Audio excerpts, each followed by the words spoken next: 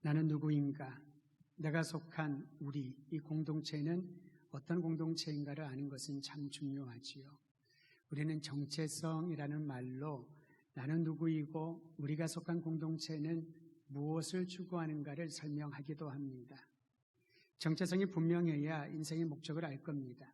그리고 그 목적을 따라 살아가는데 전혀 흔들리지 아니하고 한 방향을 향하여 한 걸음 한 걸음 나아갈 겁니다. 구약 성경이 말하는 이스라엘 백성의 이스라엘 민족의 정체성은 하나님의 백성이라는 이 한 단어에 함축되어 있습니다. 하나님의 백성. 하나님의 백성이라는 정체성을 정립하는 결정적인 두 가지 사건이 있으니 출애굽과 광야 여정입니다. 여러분, 하나님이 애굽에서 이스라엘 백성들을 이끌어내시면서 그들을 구원하신 특별한 이유를 이렇게 말씀하시지요. 내가 너희를 거룩한 백성 삼으리라. 너희는 나의 소유이다. 너희는 나에 대하여 제사장 나라가 되게 하리라. 하나님은 그 이스라엘 민족을 백성 삼기 위하여서 출애굽의 역사를 이끄셨고 광야 40년을 보내면서 그들이 하나님의 거룩한 백성으로 배워야 될 여러 가지 제목들을 기억하고 훈련받게 하셨던 것입니다. 출애굽은 하나님께서 아브라함과 이삭과 야곱과 맺은 언약에 기인하고 있습니다.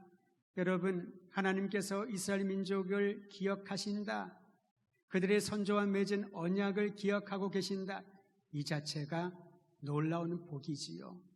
우리가 생각하는 복은 손에 뭔가 들려줘야 되고 손으로 만질 수가 있고 눈에 보이는 그런 어떤 물질적인 것들이 주어져야 복받았다라고 생각할 때가 많이 있습니다.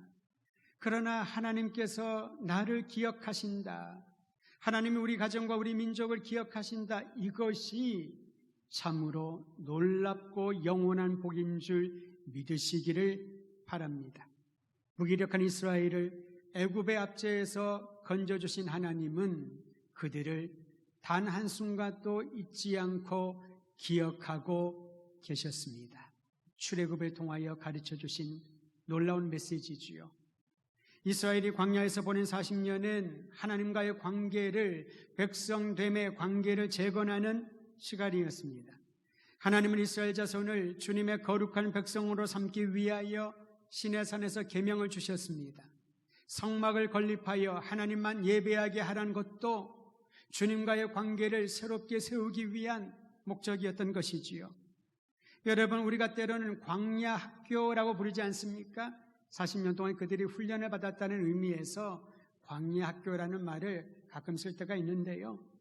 광야 학교에서 집중적으로 하나님이 이스라엘 백성들을 훈련시켜 주신 핵심 과목이 있다면은 바로 순종이라는 과목입니다.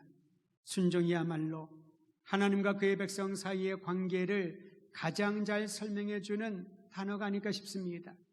여러분, 내가 하나님의 사람이라는 것을, 우리가 하나님의 백성이라는 사실을 믿고 인정을 해야 주님께 순종할 것이며, 하나님께 순종하는 이들을 하나님께서는 나의 백성이요 나의 자녀라고 인정해 주시는 것입니다. 그런데 이러한 순종은 저절로 생기는 것이 아닙니다. 그저 있으면, 시간이 지나면 순종하는 체질로 변화되는 것이 아니라는 말이지요. 순종은 훈련을 통하여, 특히 하나님과 더 친밀한 관계에 들어가는 인생의 여정을 통하여 배우고 깊어지게 될 것입니다. 삶의 모든 영역에서 하나님의 권위를 인정하는 것, 그리고 그분 안에 거하는 것이 순종하는 백성의 삶인 줄 여러분 기억하시길 바랍니다. 존 비비어라고 하는 사역자는 많은 책들을 저술을 했는데요, 순종을 이렇게 설명해 주었습니다. 한번 들어보십시오. 하나님의 공급과 보호 아래 사는 것이며 하나님의 권위 아래 안전과 자유를 누리게 하는 것이 순종이라는 것이지요. 우리가 그저 순종이라는 단어를 떠올리면은 말하는 사람의 말에 잘 따르는 것, 하라는 대로 하고 하지 말라면 안 하고, 그게 순종자라는 사람이라고 연상하실 것입니다. 근데 하나님이 순종을 요청하신 이유는 그것과 다릅니다. 하나님이 시키는 대로 이리저리 움직이는 그러한 사람 만들려고 순종의 훈련을 시킨 것이 아니라 하나님이 공급해 주시는 자유와 평안과 주님의 사랑 안에 거할 수 있도록 순종을 배우라 요청하셨습니다. 그런 측면에서 여러분, 성경적인 순종은 맹목적인 복종과는 전혀 다른 차원입니다. 강한 사람 앞에 우리는 어쩔 수 없이 따라야 할 때가 있습니다. 힘이 있고 권력이 있고 나보다 더 능력이 있다고 여길 때 우리는 감히 한마디도 말하지 못하고 고개 숙이고 따라야 할 때가 있지 않습니까?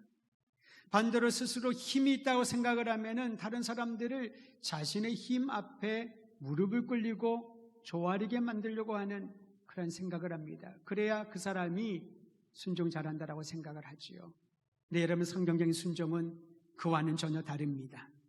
하나님께서는 그의 백성들이 주님 주시는 평안과 은혜를 누리게 하시려고 순종을 배워라, 순종하는 사람이 되어라 말씀하신다는 것이지요. 저는 광야에서 이스라엘 백성들이 출애굽의 구원을 경험한 이후에 하나님의 영원한 복을 누리고 은혜를 누리게 하는 이 순종의 훈련을 받기 위하여 40년의 시간을 보낸 것처럼 우리의 인생이 하나님의 복을 받기 위한 아름다운 순종의 그릇으로 준비되는 은혜가 있기를 간절히 소망하는 것입니다. 그런데 여러분, 역설적으로 이처럼 아름답고 복된 순종이 해보면 가장 힘들고 어렵다는 것을 느낍니다. 말이 좋아서 순종이지요. 순종하는 사람, 순종하는 교회. 그런데 이 순종이 생각처럼 말처럼 잘 되지 않습니다. 내 마음에 들지 않으면, 내 기질과 맞지 아니하면, 내가 판단하는 판단 기준에 맞지 아니하면은 순종이라는 말은 오히려 걸림돌처럼 느껴질 때가 많을 것입니다. 구약의 언약을 성취하여 너희를 구원하겠다라고 하나님이 모세를 보내어 말씀하시지요. 그런데 여러분, 이 놀라운 축복의 말씀을 들은 이스라엘 백성들은 어떻게 반응을 했을까요? 모세여, 우리가 하나님의 구원을 그렇게 오랫동안 기다렸는데 바로 지금이 그때군요. 당신을 보내신 하나님을 찬양합니다. 그렇게 반응하지 않았습니다. 어떤 반응을 보였는지 출애굽기 말씀을 한번 살펴보겠습니다. 출애굽기 6장 9절은 모세를 보내어 이스라엘 자손에게 구원의 약속을 전한 그 메시지를 듣고 이스라엘 백성들이 어떻게 반응했냐면은 모세의 말을 듣지 아니하였더라 라고 말합니다. 모세의 말을 듣지 않았답니다. 물론 모세에 대한 의심과 불신이 있어서도 있었겠습니다마는 담대하게 분명하게 모세가 하나님의 영으로 충만하여 메시지를 그대로 전달을 했는데 이스라엘 백성들이 모세의 말을 듣지 않았답니다. 왜 그랬을까요? 출애굽기 6장 9절은 두 가지 이유를 우리에게 알려줍니다. 성경을 제가 읽어드립니다. 모세가 이와 같이 이스라엘 자손에게 전하나 그들의 마음의 상함과 가혹한 노역으로 말미암아 모세의 말을 듣지 아니하였더라. 그들의 마음이 상하여져 있고 가혹한 노역이라고 하는 하루하루 이 배당된 그 일감이 있지요. 벽돌을 구워 만들어야 되고 성을 지어야 되고 그 가혹한 노역이란 현실 앞에서 그들이 모세의 말을 듣지 않았다라고 말합니다. 무엇보다도 상한 마음이라고 하는 것은 내면 깊은 곳에 자리 잡고 있는 낙심과 쓴뿌리입니다. 여러분, 우리가 1년 반여 년 동안 코로나 상황 가운데서 얼마나 낙담되고 힘들고 상처받고 고통당하는 이들이 얼마나 많습니까? 근데 40년 동안 430년 동안 노예가 되어서 그들이 아무런 말도 하지 못하고 어떠한 권한도 얘기하지 못하는 상황 가운데 처한 이스라엘 백성들이 얼마나 마음이 상했을까요? 이 상한 마음을 영어 성경은 이렇게 번역을 해놨는데 잘 번역했다고 생각을 합니다. 마음이 상했다는 것을 broken heart, 마음이 깨졌다, 깨어졌다라고 번역을 했습니다. 마음이 산산조각이 되어서 다 깨어져서 아무리 하나님이 은혜를 베푸고 말씀을 나눠주고 좋은 것들을 보내주셔도 그것을 담을 만한 그릇이 없다는 거지요. 어쩌면 우리 가운데 broken heart, 마음이 깨지고 마음이 상하고 낙심되고 쓴뿌리가 우리의 인생을 뒤덮는 그러한 사람들이 있을 거라고 봅니다. 이스라엘 백성들에게 꿈과 미래는 이미 무너져 버렸습니다. 하나님과의 관계가 무너졌고 다른 사람과의 관계가 무너졌습니다. 하루하루 근근히 살아가는 것만 하더라도 그들에게는 힘겨운 일생이었습니다. 새로운 일에 대한 기대감이 사라졌습니다.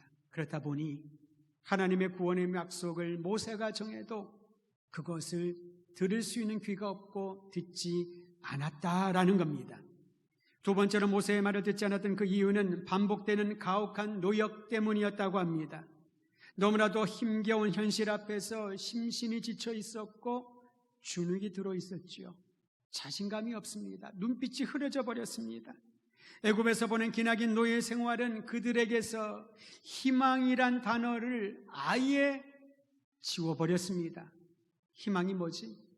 우리에게 희망이라는 게 있을 수 있을까? 그것은 우리와 상관없는 얘기라고 그런 의식을 만들어준 것이 하나님이 모세를 통하여 구원의 메시지를 전해도 듣지 못하게 했던 것이지요. 그런 상태에 놓여있던 이스라엘 백성들에게 하나님은 약속하신 것처럼 강한 팔과 강한 손과 편팔로 그들을 구원해 주셨습니다. 독수리가 그의 새끼를 날아 이동시키는 것처럼 그들을 애굽의 압제에서 건져주시고 이제 광야로 들어가게 하셔서 광야에서 하나님의 백성이 되게 하는 혹독한 훈련을 통과하게 하셨던 것이지요. 그런 면에서 이스라엘 백성들에게 광야는 상한 마음이 치유받고 하나님의 임재를 경험하고 그들을 보호하시는 주님의 사랑을 누리는 아름다운 축복의 장소였습니다.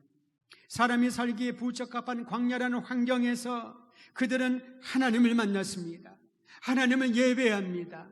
하나님께 순종하는 것이 인생의 중요한 목적인 것을 깨닫게 되는 것이지요. 여러분, 우리가 살고 있는 이 상황이 현실이 어떻습니까? 광야 같지 않습니까? 메마르고 황량하고 외롭고 지치고 희망보다는 절망이 더 가까이 있는 것 같고 내 마음이 이렇게 상하여서 문드러져 있는데 어느 누구도 위로하지 못하고 위로받지 못하며 마치 광야에서의 생활을 우리가 지금 하고 있는 것처럼 느끼지 않습니까? 그러나 여러분, 광야 같은 이 세상을 지날 때에 하나님은 결코 우리를 잊지 아니하시며 동행하시고 치유해 주심을 믿으시기를 바랍니다. 오늘 신명기 말씀이 바로 그런 내용입니다. 특히 신명기는 하나님께서 모세를 통하여 말씀하시고 모세가 여호수아에게 그 말씀을 전달을 합니다. 뿐만 아니라 이 말씀을 가나안 땅에 들어갈 새로운 세대에게 가르치는 내용이 신명기의 말씀입니다. 여기에서 오늘날 우리 교회의 성도들의 사명을 발견하게 되지요. 다시 한번 여러분 이 과정을 들어보십시오. 하나님께서 복된 주의 말씀을, 생명의 말씀을 모세에게 전하고 이제 모세는 자신을 이어 리더십을 계승한 여호수아에게 전달을 하면서 그 말씀을 가나안 땅에 들어갈 새로운 세대, 광야에서 태어난 세대에게 가르치고 배우게 하고 지켜 살게 하라고 강권하고 있는 것입니다. 오늘날 우리가 해야 될 일이지요. 주님 오시는 그날까지 교회로 부름받고 구원받은 주의 자녀, 주의 백성이라면 우리가 들은 하나님의 말씀을 다른 이들에게 전달을 하고 또 그 내용을 우리의 다음 세대에게 전달하고 가르쳐 지킬 수 있도록 섬기는 일에 온 힘을 쏟아야 할 것입니다. 모세는 여호수아와 이스라엘 백성들에게 하나님이 행하실 일을 믿으라라고 전했습니다. 그리고 그 말을 새로운 세대에게 가르쳐 지키라라고 도전했던 것입니다. 어떤 내용입니까? 오늘 본문 7절과 8절을 보십시오. 제가 읽어드리지요. 먼저 하나님께서 선조들에게 약속하신 땅으로 인도하여 너희가 그 땅을 차지하게 될 것이니 강하고 담대하라. 지금까지 400여 년 동안 그들은 노예였습니다. 그들의 이름으로 땅이 없었습니다. 그들 마음대로 이동할 수도 없었고 행동할 수 있는 것이 전혀 없었지요. 광야도 이제는 지나가는 과정이라고 말합니다. 이제 너희가 들어가 정착하게 될 그 땅을 반드시 얻게 될 것이니, 차지하게 될 것이니 강하고 담대하여라. 두 번째로 8절에 이렇게 말합니다. 어떤 상황에 처할지라도, 어떤 일이 생길지라도 두려워하거나 놀라지 말라. 여러분, 자기 자신을 향한 하나님의 말씀인 줄 알고 또 주변 사람들에게도 이렇게 선포하십시오. 강하고 담대하십시오. 두려워하지 마십시오. 놀라지 마십시오. 우리가 두려워하지 말고 놀라지 않아도 될 이유가 나옵니다. 여호와께서 너희 앞서 가시며 너희와 함께 하시고 너희를 떠나거나 버리지 아니하실 것이다. 사람들이 가장 고통스러워하는 일 중에 하나는 버려짐에 대한 두려움일 것입니다. 잊혀짐에 대한 두려움, 홀로 있는 것에 대한 외로움이 깊어지면은 두려움이 찾아오게 되는 것이지요. 그런데 주님이 약속하십니다. 너희보다 앞서가겠다. 너희가 걸어갈 때 함께하겠다. 너희를 떠나지 않겠다. 결코 버리지 아니하리라. 여러분, 우리의 자녀들에게 살아계신 하나님의 이 약속을 전해주고 가르쳐 주시기를 바랍니다. 홀로 두려움과 외로움이 찾아오면 그때마다 신명기 31장 8절 말씀을 붙들고 선포하십시오. 하나님이 나보다 앞서가십니다. 하나님이 나와 이 시간 함께 하십니다.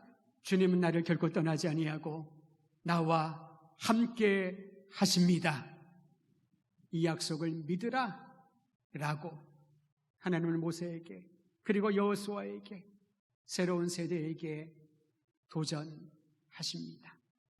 그러므로 새로운 시대를 맞이할 이들이 할 일은 우리를 사랑하시고 신실하게 함께 하시는 하나님만 신뢰하고 그분의 말씀에 순종하는 것이지요. 새 시대를 맞이하는 이들이 해야 할 것입니다. 믿음과 순종입니다. 여러분, 순종을 훈련을 받을 때에 믿음은 떨어질 수 없는, 뗄 수 없는 불가분의 관계에 있습니다. 언제나 우리를 도우시는 하나님께서 함께 하신다는 이 사실을 믿고 용기 얻으시기를 주의 이름으로 축원드립니다. 하나님을 신뢰하는 믿음은 순종의 훈련을 통하여 더욱더 굳건해집니다. 순종은 훈련하고 배워야 된다고 나눴었지요. 순종은 믿음의 뿌리를 견고하게 하고 풍성한 믿음의 열매를 맺게 하는 원동력입니다. 우리가 많이 부르는 찬양 중에, 찬송 중에 찬송가 488장 기억하시나요? 이 몸의 소망 무언가, 우리 주 예수뿐일세, 우리 주 예수밖에는 믿을 일 아주 없도다.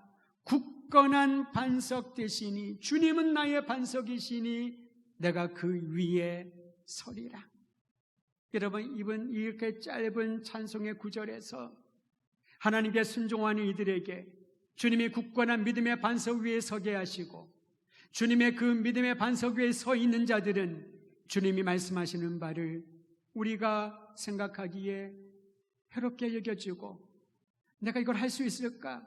자신감을 잃어버릴지라도 주님이 말씀하셨기에 순종할 수 있는 아름다운 인생을 살아가게 된다라는 것입니다. 하나님에 대한 굳건한 믿음이 없기 때문에 그분의 말씀에 순종하지 못하는 것이지요.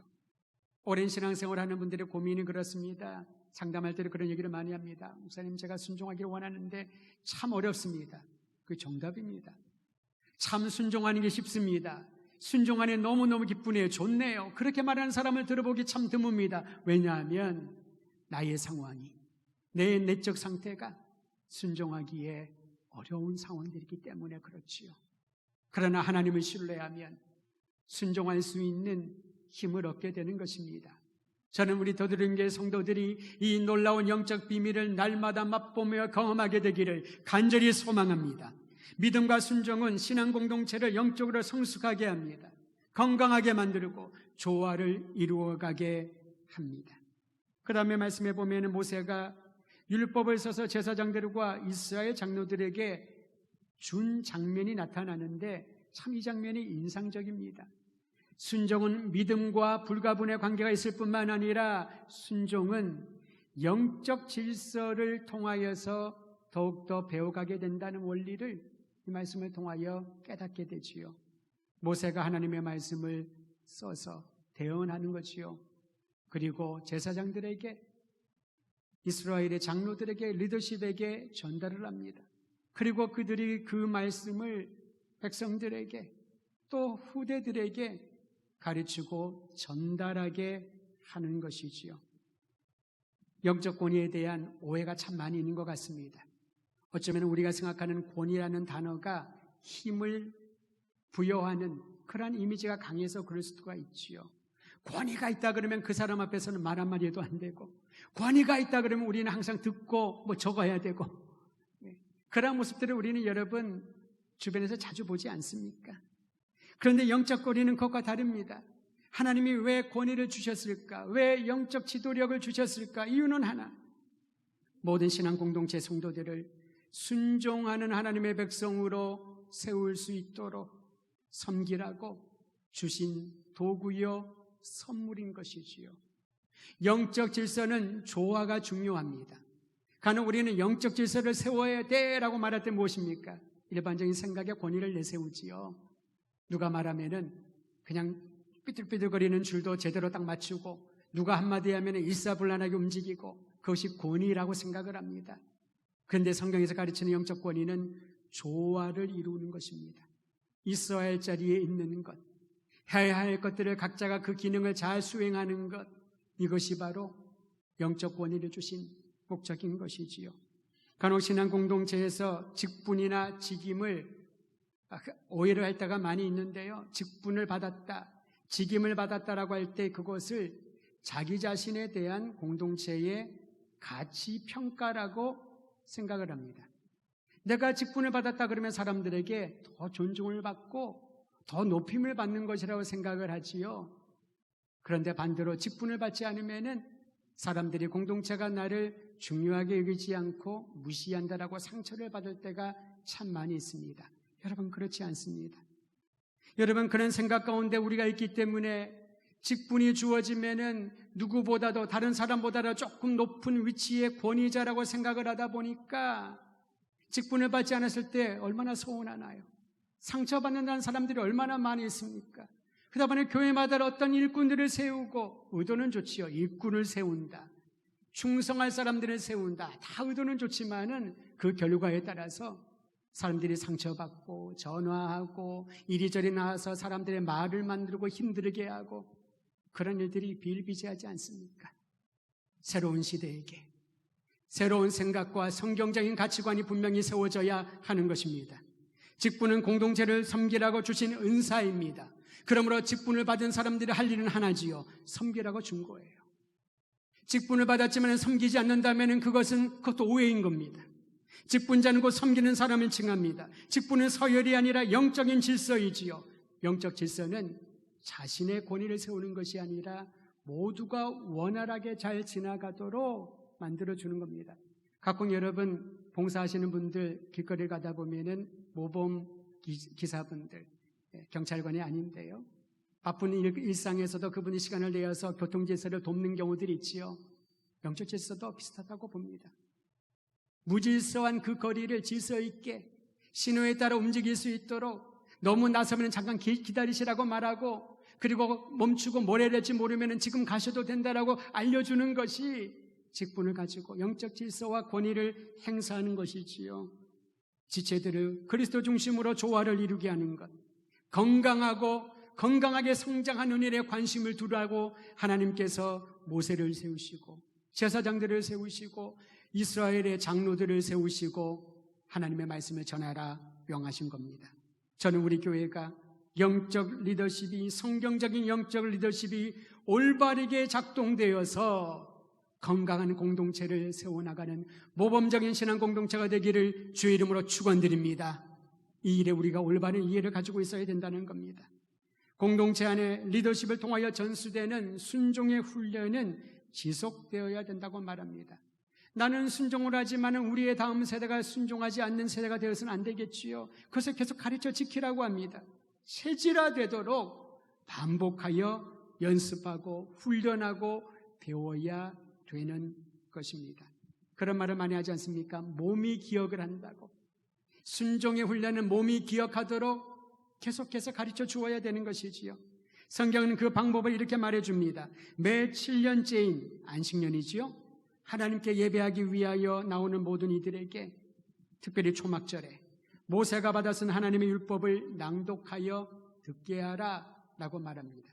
매 7년마다 핵심을 짚어주라는 것이지요. 그것은 하나님을 사랑하라. 내 이웃을 내 몸같이 사랑하라. 사랑의 계명이요 하나님의 마음이요 구원의 언약을 계속해서 짚어주라는 것입니다. 여기서 회중들이 할 일은 한 가지지요. 듣는 일입니다. 성경에서 듣는다라고 하는 이 행위는 순종의 첫걸음을 뜻하는 말입니다. 들어야 순종을 하지요. 듣지 않고 받아들이지 않았는데 누가 순종하겠습니까? 제멋대로 행동할 뿐이지. 듣는 것이 회중들이 해야 될, 훈련받는 사람들이 해야 될 중요한 자세라고 가르쳐 줍니다. 반복하여 들려주는 말씀 안에서 귀가 열리고 마음의 문이 열리고 나의 삐뚤어졌던 그 마음들이 교정되는 역사를 경험하게 하는 것입니다. 그 일을 하라고 가르쳐 주는 거죠. 뿐만 아니라 율법을 듣기 위하여 하나님 앞에 나오는 대상들을 언급을 하는데요, 차별이 없었답니다. 31장 12절. 이스라엘의 남자와 여자와 어린아이들, 이스라엘 공동체 안에 거류하는 타국인들, 이방인들을 말하는 것이지요. 성별과 혈통과 지역과 민족의 구분은 분명히 있을 수 있으나 모두가 하나님께서 사랑하시는 백성이기에 그들에게 하나님을 순종하는 마음 배우라고 가르치라는 것입니다.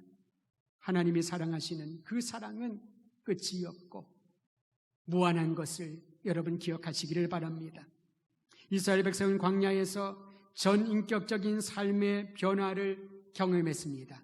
오늘 말씀을 마무리하면서 그들이 경험했던 삶의 변화 4가지를 여러분에게 나누고 적용하길 바랍니다. 첫째는 광야에서 하나님 경외하는 마음을 배웠습니다. 하나님을 경외하는 마음이라고 하는 것은 주님을 더욱더 사랑하는, 주님께 더 가까이 나가는 그 마음을 배우게 되었다라는 것입니다. 두 번째로 광야에서 말씀을 삶에 적용하고 그 말씀에 따라 살아가는 순종의 태도를 배운 것입니다. 여러분, 순종하려면 태도가 중요합니다. 올바른 자세가 중요하다는 것입니다. 세 번째로 광야에서 그들은 성도들과의 관계, 다른 사람들과의 관계에서 하나님이 세우신 영적 질서에 순종하는 법을 배웠습니다. 눈에 보이는 질서, 권위자에게 순종하면서 눈에 보이지 않지만 우리 가운데 함께 하시는, 실제하시는 하나님께 순종하는 법을 배워갔다라는 것입니다. 여러분, 성도들과의 관계는 균형이 중요하다고 했습니다. 균형 잡힌 건강한 공동체, 우리 더드림 교회가 되기를 간절히 기도해 주시기를 부탁드립니다. 마지막으로 4번째, 광야에서 세상과의 관계에서는 하나님이 주신 사명에 결단하는, 순종하는 결단을 배우게 되었습니다. 이제 가나안 땅에 들어가서 할 일들을 듣게 됩니다. 오늘날 우리를 구원하시고 사랑하신 하나님이 이제 세상 속으로 보내시면서 또다시 광야 같은 이 세상을 향하여 우리를 파송하시면서 주신 사명이 있습니다. 아픈 이들을 치유하고 어그러진 것들을 회복시키고 주님의 사랑으로 놀라운 변혁이 이 땅 가운데 임할 수 있도록 주님께서 여러분과 저를 파송하시며 교회를 이 땅 안에 세워주신 것이지요. 살아계신 주님의 뜻에 순종하는 한 사람 한 사람 또한 교회를 통하여 이 세상 안에 영원하신 그리스도의 사랑, 변함없는 구속의 은혜, 지금도 잃어버린 영혼을 찾기 위하여 모든 땅들을 살피시고 부르시는 주님의 음성을 전하라고 우리를 자녀 삼아 주셨습니다. 사랑하는 성도 여러분, 광야 같은 이 세상에서 우리와 동행하는 살아계신 하나님의 음성을 듣고 그분께만 순종하는 우리 모든 주의 백성들 되시기를 주의 이름으로 축원드립니다.